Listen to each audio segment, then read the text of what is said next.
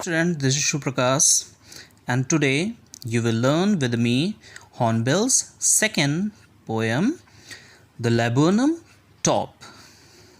It is composed by Ted Hughes.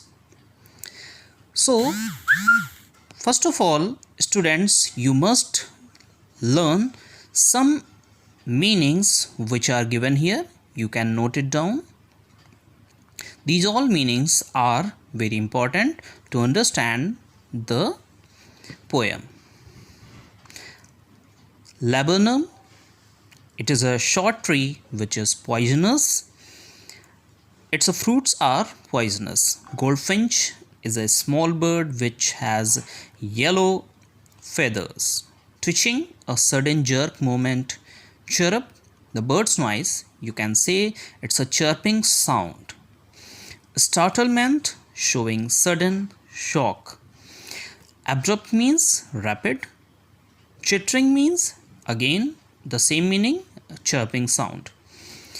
Tremor of wings, it is called involuntary vibration of the wings. It means when any bird flaps its wings, it is the same action.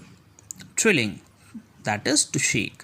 Thrills, the sudden feeling of excitement. Stokes, to add fuels to the engine. Bad, strippy, and eerie means strange. It is always called horrific, in horrific way, that is eerie sound.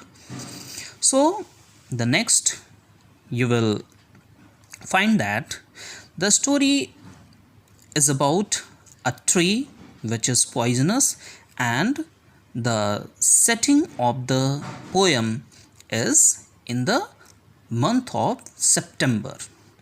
So students, you must understand that the September month shows autumn, when the leaves are away from the tree, means when trees start shedding their leaves. So the setting you have understood, what is the setting, and the laburnum tree is a short tree with the hanging branches. So in the first paragraph of the poem, it is the description of the laburnum tree, that the leaves are yellow, and the setting is in the September, or a month of September, all the seeds which have been fallen from the tree, and the yellow color symbolizes here the silence, and you can say death, means the hard days. The poem has a very good message that I will tell you at the end of this video. So you must understand that yellow symbolizes here silence or death. So in the second passage, the goldfinch comes, and tree starts with chirping sounds, means the goldfinch, which is a bird and which comes, and tree starts chirping sound. The nest of the tree have been set up in the tree only, and there are many newborn goldfinches are there, new birds are there, which are waiting for the food which goldfinch have taken for the new ones. It swiftly moves toward the young ones. The bird comes from the top. As it comes on the top, the tree, you can say that the tree where the young ones start crying, and that's how the tree starts moving. and it there is a thrilling, means a jerk, a start, that it appears as engine. In the third stanza, the goldfinch is called to be an engine. Yes, the person who survive his family, means who works for the family, who earns for the family, is always treated as engine of the family, which provide food and shelter, and all the necessities has been provided by the engine of the family. In your family there may be your father, your mother, who earn, and when your father or mother comes, you always demand for something.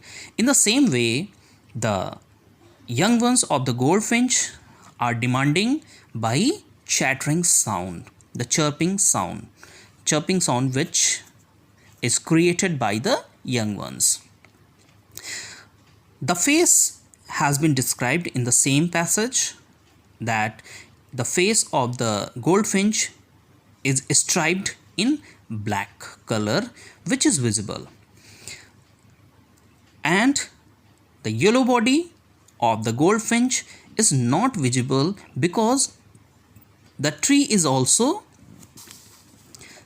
of yellow color, and the goldfinch does so because he chooses the same tree, laburnum tree, which leaves are yellow, to hide from the invaders, because they are always afraid of the invaders, means other birds which attack over them. So to avoid any kind of attack, they hide in the same color tree which they are. In the last passage of the poem, the goldfinch reaches to the end of the branch, means at the top of the branch, means the goldfinch is going away from the tree because he has done his work. The food which it was going to provide the young ones, it has provided them, and it again reaches to the top of the branch. The chirps and flies away, means it chirps from the top of the tree and again it flies away from the tree and to the infinite sky. The tree again becomes silent. So the message that I have promised you to tell, that the message through the poem is given, that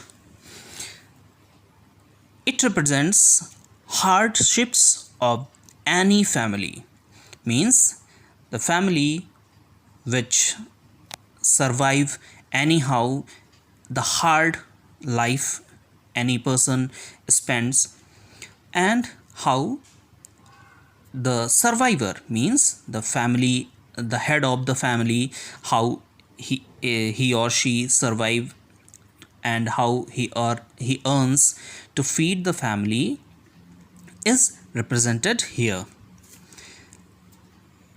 Some more things you must know about the lesson, about the poem, that the figure of speech is used here. Alliteration is the repetition of the same letter as September sunlight. S and S continuously came here, so alliteration will be there in the words. Tree trembles. The next one is simile. Simile is a comparison between two things, and the words like, as, such as are given to compare them. Sleek as a lizard, as is given, so here it will be simile. Metaphor. She and metaphor is implied simile, means there is a comparison, but the words such as, like, these words are not used. She enters the thickness and a machine starts up. Here the metaphor is used, means implied simile, enters the thickness and like a machine it starts up. It is the engine of her family, means it is like the engine of her family, so metaphor is used. In the same way, showing her bad face, identity mask. Personification, when any non-living thing is treated as a person, then the personification is there.